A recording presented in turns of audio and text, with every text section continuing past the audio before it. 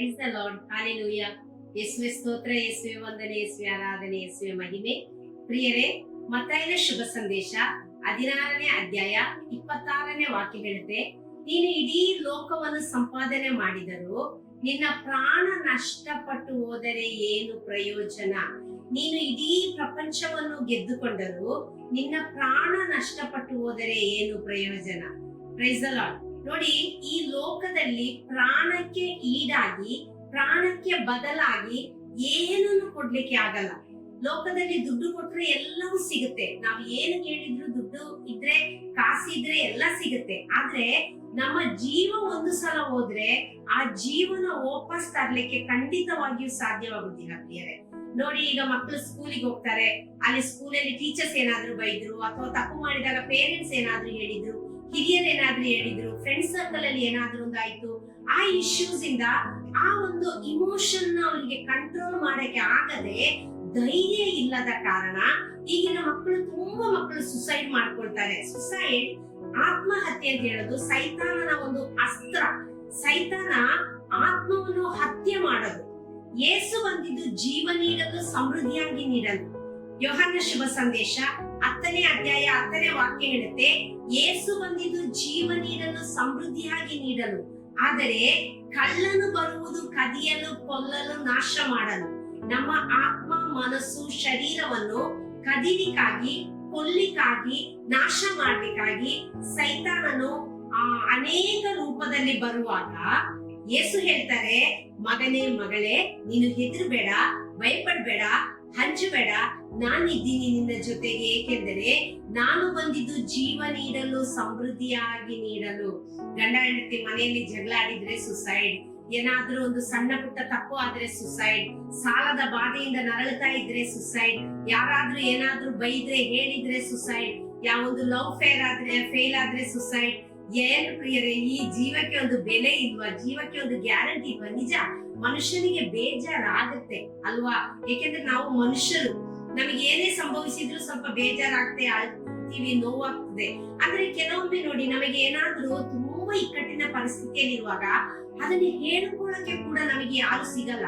ಒಂದು ನಮಗೆ ಈಗೋ ಇರ್ತದೆ, ಮತ್ತೆ ನಮಗೆ ಒಂದು ಏನ್ ಹೇಳೋದು, ಯಾರ ಶೇರ್ ಮಾಡ್ಕೊಳ್ಳಕ್ಕೆ ನಮಗೆ ಕಂಫರ್ಟ್ ಇರಲ್ಲ.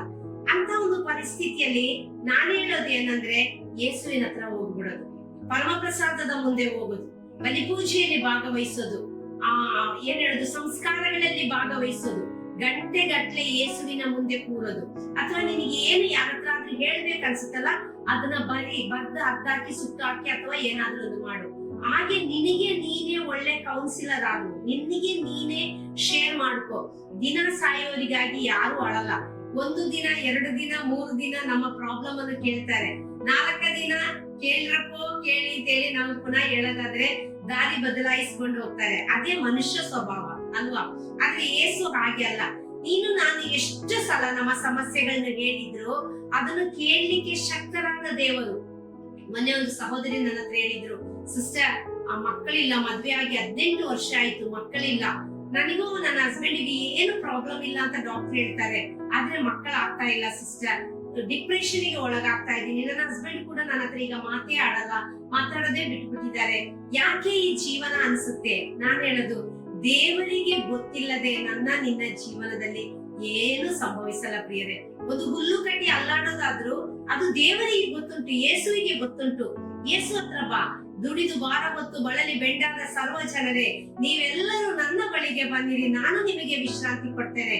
ಮತ್ತಾಯ 11:28 ದೇವರು ಹೇಳೋದು, ನೀನು ಕಷ್ಟ ಪಡುವಾಗ, ಹೊರೆ ಹೊರುವಾಗ, ನೋವಲ್ಲಿರುವಾಗ, ಸಾಲದಲ್ಲಿರುವಾಗ, ರೋಗದಲ್ಲಿರುವಾಗ, ಕಣ್ಣೀರಲ್ಲಿರುವಾಗ, ವೇದನೆಯಲ್ಲಿರುವಾಗ, ಕೊರಗ್ತಾ ಇರುವಾಗ, ನಿಂದೆ ಅಪಮಾನ ಟೆನ್ಷನ್ ಅಲ್ಲಿರುವಾಗ, ಸಾಲದ ಬಾಧೆಯಿಂದ, ಇಕ್ಕಟ್ಟಿನ ಪರಿಸ್ಥಿತಿಯಿಂದ, ನಿಂದೆ ಅಪಮಾನ ಟೆನ್ಷನ್ ಇಂದ ಬಳಲ್ತಾ ಇರುವಾಗ, ಮಕ್ಕಳಿಲ್ಲದೆ ಕೊರಗ್ತಾ ಇರುವಾಗ, ಮದುವೆ ವಯಸ್ಸಾದ್ರೂ, ಮದುವೆ ಪ್ರಾಯವಾದ್ರೂ ಇನ್ನು ಹುಡುಗ ಹುಡುಗಿ ಸಿಗದೇ ಇದ್ದಾಗ, ನಿನ್ನ ಮನೆ ಕಟ್ಟಿ ಅರ್ಧಕ್ಕೆ ನಿಂತು ಹೋದಾಗ, ವಿಸಕ್ಕೆ ದುಡ್ಡು ಕೊಟ್ಟು ಮೋಸ ಹೋದಾಗ, ಅನೇಕ ತೊಂದರೆಗಳಲ್ಲಿ ನೀನು ಬದಲಾಗ್ತಾ ಇರುವಾಗ, ನೀನು ತೊಳಲ್ತಾ ಇರುವಾಗ, ನಿನ್ನ ಮನಸ್ಸು ಕುಗ್ಗಿ ಹೋಗ್ತಾ ಇರುವಾಗ, ನೀನು ಒಂದೇ ಹೇಳ್ಬೇಕು, ನನಗೆ ಯಾರಿಲ್ಲ ಅಲ್ಲ, ನನಗೆ ಇಡೀ ಲೋಕವನ್ನು ಗೆದ್ದ, ಇಡೀ ಲೋಕವನ್ನು ಜಯಿಸಿದ ಮೃತ್ಯುಂಜಯರಾದ ಯೇಸು ನಿನ್ನ ಜೊತೆಗೆ ಇದ್ದಾರೆ.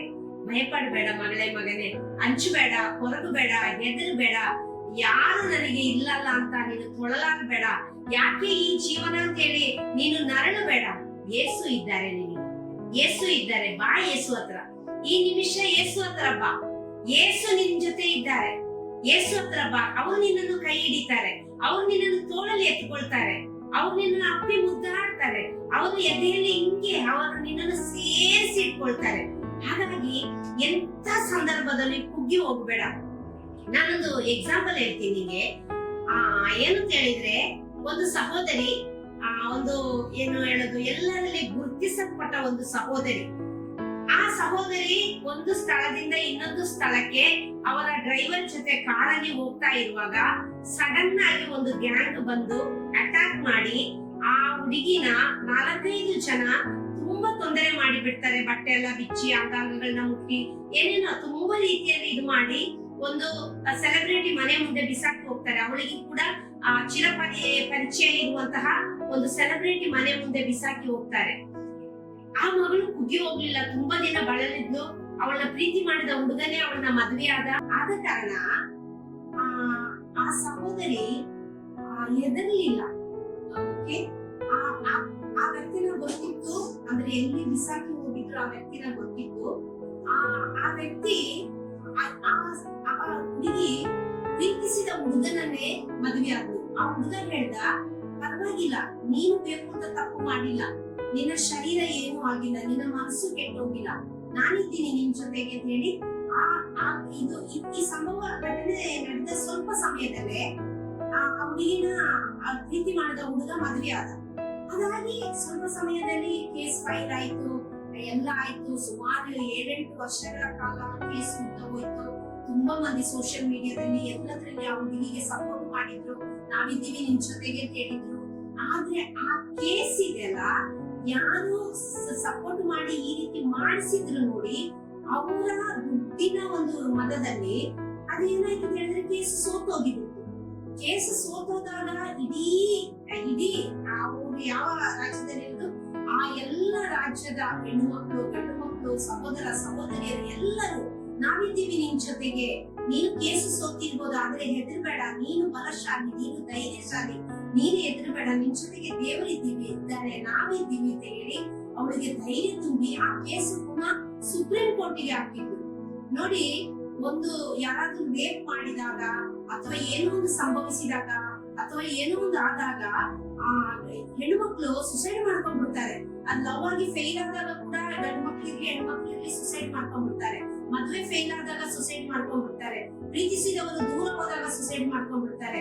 ಕೆಲವರು ಮೋಸ ಮಾಡಿದಾಗ ಸುಸೈಡ್ ಮಾಡ್ತಾರೆ. ಎಲ್ಲದಕ್ಕೂ ಪರಿಹಾರ ಸುಸೈಡ್ ಅಲ್ಲ ಪ್ರಿಯರೇ. ಎಲ್ಲದಕ್ಕೂ ಪರಿಹಾರ ಖಂಡಿತವಾಗಿಯೂ ಜೀವವನ್ನು ತೆಗೆಯೋದು, ಜೀವವನ್ನು ನಷ್ಟಪಡಿಸಿಕೊಳ್ಳೋದಲ್ಲ, ಯೇಸು ಹತ್ರ ಬರೋದು, ಧೈರ್ಯ ತೆಕ್ಕೊಳ್ಳೋದು. 1 ಯೋಹಾನ 4:4 ಹೇಳುತ್ತೆ, ಲೋಕದಲ್ಲಿರುವ ದುರಾತ್ಮನಿಗಿಂತ ನನ್ನೊಳಗಿರುವ ದೇವರ ಆತ್ಮ ಶ್ರೇಷ್ಠ ಆತ್ಮ. ಆ ದೇವರ ಆತ್ಮ, ಆ ಬಿಡುಗಡೆಯ ಆತ್ಮ, ಆ ಆತ್ಮವನ್ನು ಗಟ್ಟಿಯಾಗಿ ಹಿಡ್ಕೋಬೇಕು. ನಾನು ನೀನು ಛಲದಿಂದ ಬದುಕಬೇಕು, ಛಲದಿಂದ ಬದುಕಬೇಕು.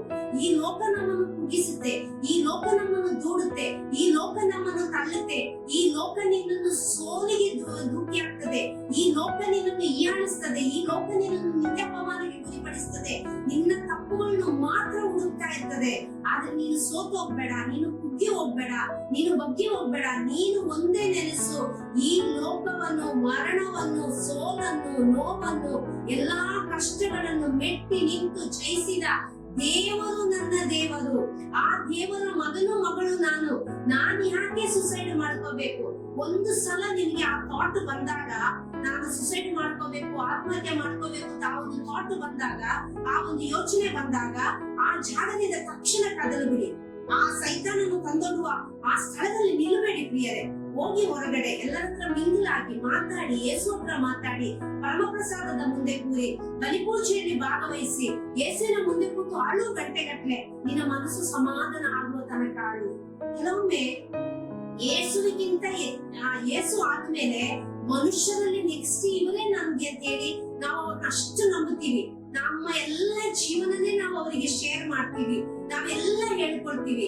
ಆದ್ರೆ ಅವರು 3rd ಪರ್ಸನ್ ಮಾತು ಕೇಳಿ ಕೆಲವೊಮ್ಮೆ ನಮ್ಮನ್ನು ದೂರ ತಳ್ಳಿದಾಗ, ನಮ್ಮನ್ನು ಬ್ಲಾಕ್ ಮಾಡಿದಾಗ ಆಗುವ ನೋವುಂಟಲ್ಲ, ಆ ನೋವೆಲ್ಲ ಕೆಲವರು ನನ್ನ ಹತ್ರ ಶೇರ್ ಮಾಡ್ಕೊಳ್ಳುವಾಗ ತುಂಬಾ ಫೀಲ್ ಆಗುತ್ತೆ, ಅಯ್ಯೋ ಅಂತ ಅನ್ಸುತ್ತೆ. ಒಂದು ಮನುಷ್ಯ ಸ್ವಭಾವದಲ್ಲಿ ನನಗೇನೆ ಅಷ್ಟು ನೋವಾಗುವಾಗ ನನ್ನನ್ನು ನಿನ್ನನ್ನು ಸೃಷ್ಟಿ ಮಾಡಿದ ಪ್ರಭು ಯೇಸುವಿಗೆ ಇನ್ನೆಷ್ಟು ತಾನೇ ನೋವಾಗಲ್ಲ ಪ್ರಿಯರೇ. ಹಾಗಾಗಿ ಹೆದರಕ್ ಹೋಗ್ಬೇಡಿ, ಭಯಪಡಕ್ ಹೋಗ್ಬೇಡಿ, ಅಂಜಕ್ ಹೋಗ್ಬೇಡಿ. ಯೇಸು ಇದ್ದಾರೆ. ಮರಣವನ್ನು ಗೆದ್ದ, ನೋವನ್ನು ಜಯಿಸಿದ ಯೇಸು ನನ್ನ ನಿನ್ನ ಜೊತೆಗಿದ್ದಾರೆ. ಆ ನಂಬಿಕೆ ವಿಶ್ವಾಸದಲ್ಲಿ ಮುಂದೆ ಹೋಗು ಅಂತ ಹೇಳ್ತಾ ಕಣ್ಣುಗಳನ್ನ ಮುಚ್ಚಿ ಎದೆ ಮೇಲೆ ಕೈ ಇಟ್ಟು ಒಂದು ಪ್ರೇಯರ್ ಮಾಡುವ. ಯೇಸು ಸ್ತೋತ್ರ, ವಂದನೆ, ಆರಾಧನೆ, ಮಹಿಮೆ ಸ್ವಾಮಿ. ಆತ್ಮಹತ್ಯೆ ಕುರಿತು ಚಿಂತೆ ಮಾಡುವ, ಸೈತಾನನು ತಂದೊಡ್ಡುವ ಎಲ್ಲ ತಂತ್ರಗಳು, ಕುತಂತ್ರಗಳು ಯೇಸು ನಾಮದಲ್ಲಿ ಈ ನಿಮಿಷದಲ್ಲಿ ಬಿಟ್ಟು ಸುಟ್ಟು ಬೂದಿ ಆಗಲಿ ಸ್ವಾಮಿ. ನಿಮ್ಮ ಶಿಲುಬೆಗೆ ಚಡಿಯಲ್ಪಡಲಿ, ನಿರ್ವೀರ್ಯವಾಗಿ ಹೋಗಲಿ, ಇನ್ನೆಂದಿಗೂ ಮರಳಿ ಬಾರದಿರಲಿ. ಕರುಣೆ ಇಳಿದು ಬರಲಿ, ಕೃಪೆಯಿಂದ ತುಂಬಲಿ. ಪರಲೋಕದ ಶಕ್ತಿ, ಪರಿಶುದ್ಧಾತ್ಮನ ಅಭಿಷೇಕ ಇಡೀ ಪ್ರಪಂಚವನ್ನು ಆವರಿಸಿಕೊಳ್ಳಲಿ ಸ್ವಾಮಿ. ಬಂದ ಕೇಡುಗಳು, ಬರಲಿರುವ ಕೇಡುಗಳು ಯೇಸು ನಾಮದಲ್ಲಿ ತಪ್ಪಿ ಹೋಗಿದ್ದಕ್ಕಾಗಿ ಸ್ತೋತ್ರ.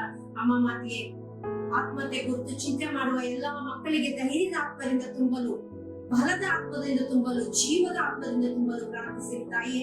ತಂದೆಯಾದ ದೇವನೇ, ಯೇಸು ನಾಮದಲ್ಲಿ ಬೇಡಿದ್ದೇವೆ, ಬೇಡಿದನ್ನು ಹೊಂದಿಕೊಂಡಿದ್ದೇವೆ ಎಂದು ವಿಶ್ವಾಸಿಸ್ತೇವೆ ನಮ್ಮ ಜೀವವುಳ್ಳ ತಂದೆಯೇ. ಆಮೇನ್, ಆಮೇನ್, ಆಮೇನ್.